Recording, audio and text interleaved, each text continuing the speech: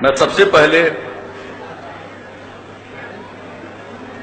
अखिल भारतीय मिथिला संघ को अपनी तरफ से बधाई देता हूं और आपने जो मुझे इस कार्यक्रम में आमंत्रित किया, इसके लिए मैं तहे दिल से आपको धन्यवाद देता हूं। हम निजी बातचीत में मैथिली में भी बाजै छियै, बात करै छियै, लेकिन सार्वजनिक सभा में थोड़ा अंदर से शंका रही थी कि कहीं कुछ गलती बोल दिलिए तो हाँ सब हंसे लगे। हम जब इंजीनियरिंग कॉलेज में विद्यार्थी रहिए तब हमारा एगो साथी रहे, वो सहरसा जिला के नरेंद्र नाम रहे ओकरा। वो हिंदी में कभी बोलबे नहीं करे, हमेशा मैथिली में बाजित रहे। तो हम सब के ओकरा साथ इंटरेक्ट करे में मैथिली सीखे, बोले लागली वही टाइम से। तो मिथिला के प्रति और मैथिली भाषा के प्रति हमार बहुत पुराना अनुराग है, जान ली। जब इस समारोह में शामिल होला अहाँ सब न्योता दिलिए तो बड़ा खुशी भेल, लेकिन जे तारीख रहे तो थोड़ा संकट रहे। ये प्रकाश पर्व के कार्यक्रम चले छे, यहाँ सबके मालूम छे। दशमेश पिता गुरुवंश सर्वंशदानी श्री गोविंद सिंह जी महाराज के जन्म स्थल छे पटना साहेब, और 350वां प्रकाश पर्व भेले। पूरे देश में सब जगह सिख समाज के बीच में बड़ा बिहार के बारे में अच्छा राय बनल। ऐसा ओकरे छे शुक्रिया देवे के समारोह, शुक्राना समारोह, और 351वां प्रकाश पर्व भी छे। तो ओकरा भी आयोजन ठीक ढंग से भ रहल छे। तो हम सब के वहां मौजूद रहना बड़ा जरूरी रहे छे। ऐसे मन में भले कि 24 तारीख के जाए, कल रात से भीड़ खूब आवे लगली, तो थोड़ा मन में आशंका रही। लेकिन जब आदेश भेल यहाँ के कि हर हालत में आवे के छे, तो हम आबि गेलिए, नहीं कैसे।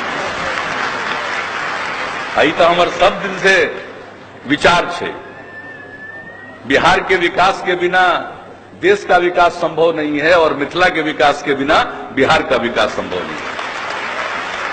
हम तो प्रभात झा से हमारा बात भेल रहे कि पटना गेल रहथिन अभी हाले, आई कार्यक्रम के बारे में बात भेले।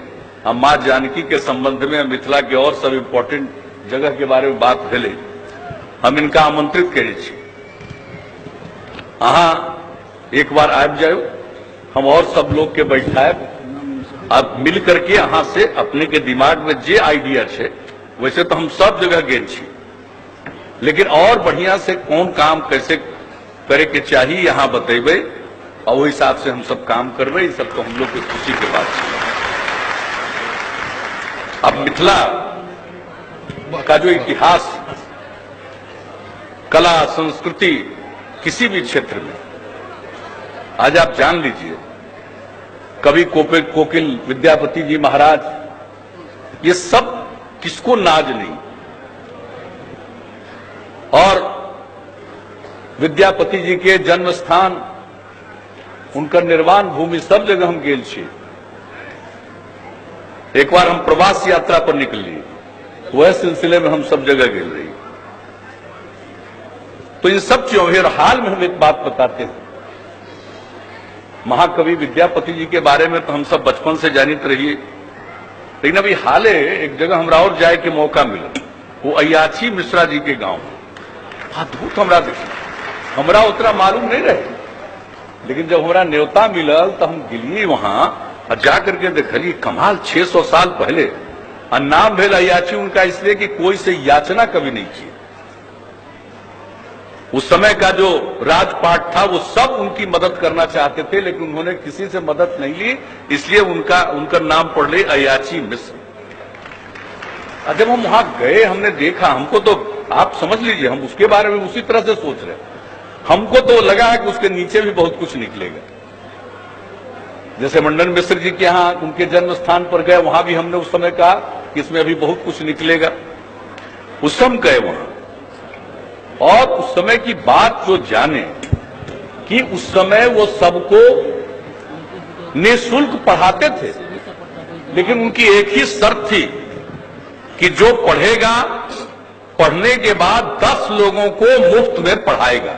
आप सोचिए 600 साल पहले इस तरह का विचार, ये कोई मामूली बात नहीं। सब तो हम लोग मिथिला में देखते हैं।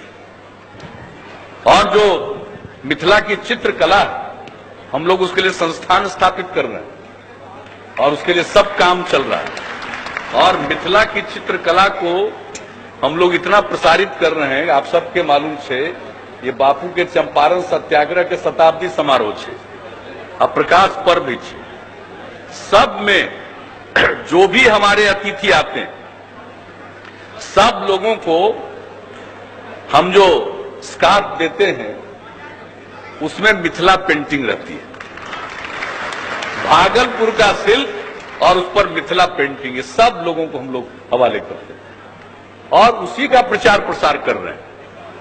और अभी आप जान लीजिए पटना में नया टर्मिनल बिल्डिंग बनने वाला है एयरपोर्ट का, और माननीय सिविल एविएशन मिनिस्टर अपने सभी अधिकारियों के साथ हम लोगों के बीच में बैठक हुई पटना में। और टर्मिनल बिल्डिंग जो बनेगा, एक तो उसका ऊपरी रूप दिखेगा नालंदा का जो खंडहर है उससे मिलता जुलता रहेगा, लेकिन अंदर पूरा का पूरा सिर्फ मिथिला पेंटिंग ही दिखेगी वहां। यह सब हम लोग तय किए और वो मिथिला की पहचान नहीं है, वो हम सब लोगों के लिए गौरव की बात है। तो उसको हम लोग तो जितना भी प्रमोट करना है वो सब कर रहे हैं। अब मिथिला क्षेत्र में क्या नहीं होता है, अब मिथिला तो इस बात के लिए मशहूरी है, मखाना। हमारा जो कृषि रोड मैप है और उसके हिसाब से हम लोगों का जो एक ख्वाहिश है, सपना, कि हर हिंदुस्तानी के थाल में बिहार का कोई न कोई व्यंजन जरूर हो, बिहार का एक व्यंजन जरूर हो। और हम शुरू से हमारे मन में है कि अगर कोई व्यंजन सबसे जल्दी हर हिंदुस्तानी के थाल में पहुंचेगा वो है मिथिला का मखाना, और उसके लिए भी हम लोग इसी तरह से सोच रहे हैं। तो मिथिला के बारे में जो हम सब लोगों का अपना जो कुछ भी है, और आप सब लोगों ने जो भी बात की उन सभी जगहों का, और आप जानते हैं हमारा तो विशेष तौर पर इसमें लगाव, कला हो, संस्कृति हो, इतिहास हो, न जाने कैसी जगहें हैं उन सब का कि खुदाई नहीं हुई है। हमारे बिहार में एक नहीं अनेक आर्कियोलॉजिकल साइट है, और वो सिर्फ एक जगह नहीं है, ये पूरे बिहार में फैले हुए। आपके मधुबनी जिले में बलराजगढ़, उतना बड़ा आर्कियोलॉजिकल साइट कहीं नहीं है। हम तो लगातार लगे रहते हैं, और उसके ऊपर जो ईंट दिखता है वही 2000 साल से ज्यादा पुराना है। तो हम लोगों का इतिहास कितना पुराना है उसकी कल्पना की जा सकती है, और बहुत कुछ निकलना है। तो मेरी रुचि इसमें पूरी है, और हमारे जितने कला के क्षेत्र में, संस्कृति के क्षेत्र में, साहित्य के क्षेत्र में, इतिहास में जिन लोगों का भी नाम हम सब जानते हैं, उन सब के प्रति हम लोगों की प्रतिबद्धता है, और दुनिया में हम लोग उन सब चीजों को नए सिरे से और ज्यादा प्रचारित करना चाहते हैं। तो अखिल भारतीय मिथिला संघ को हम तो विशेष तौर पर बधाई देंगे स्वर्ण जयंती समारोह के लिए। 50 साल से किसी संगठन को और देश भर में चलाना, हम मिथिला के लोग देश के किस कोने में नहीं।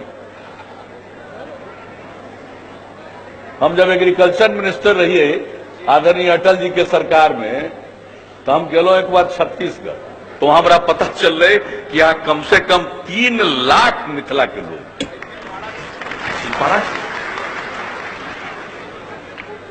हमको लोगों को जॉर्ज साहब एक बार ले गए थे, एक लोकल इलेक्शन था उसके प्रचार में मुंबई। वहां हमको इतना आइडिया, हम तो समझ रहे थे सिवान वगैरह से ज्यादा लोग हैं सब जगह से। जब हम उस एरिया में गए तो नीचे देखा अंदर मिथिलाही के लोग भरे हुए हैं चारों तरफ। तो किस इलाके में, कहां कहिए, पूरा पश्चिम उत्तर दक्षिण सब जगह तो मिथिला के लोग तो सब जगह भरे हुए हैं, और ये हम सब लोगों के लिए गौरव की बात है। और आपकी जानकारी के लिए कई एयरपोर्ट विकसित होने वाले हैं, उसमें दरभंगा एयरपोर्ट, पूर्णिया एयरपोर्ट, उसका भी विकास होगा।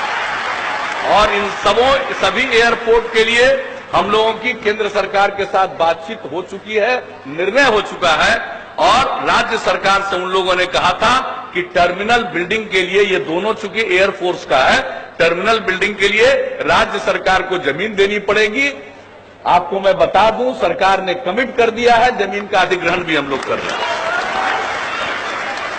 अब वहां दिल्ली से चल रहे सीधे दरभंगा पहुंचे, बीच में कहीं जाए की जरूरत नहीं थी। और विशेष तौर पर जो चल रहा है लोकल एविएशन का काम, जो केंद्र सरकार की बड़ी अच्छी नीति है, उसके हिसाब से हमने उनको सुझाव दिया कि आपको मालूम नहीं है, आप सीधे छत्तीसगढ़ से दरभंगा का चलाइए प्लेन, आपको पता चलेगा कि कितने इसमें मिल जाएंगे आपको यात्री। तो ये सब चीज पर हमारे ध्यान रही छे, अहाँ सबके यही कहबे। और यहाँ के सम्मेलन से, ये सिर्फ अहाँ के सम्मेलन नहीं छे, ये हमरो सम्मेलन छे, इसलिए हम गेस्ट नहीं छे, हम यूं होस्ट छे इस सम्मेलन पर। तो इन्हीं शब्दों के साथ मैं आप सबको अपनी हार्दिक शुभकामनाएं देता हूं और अपनी बात को ही समाप्त करता हूं। बहुत बहुत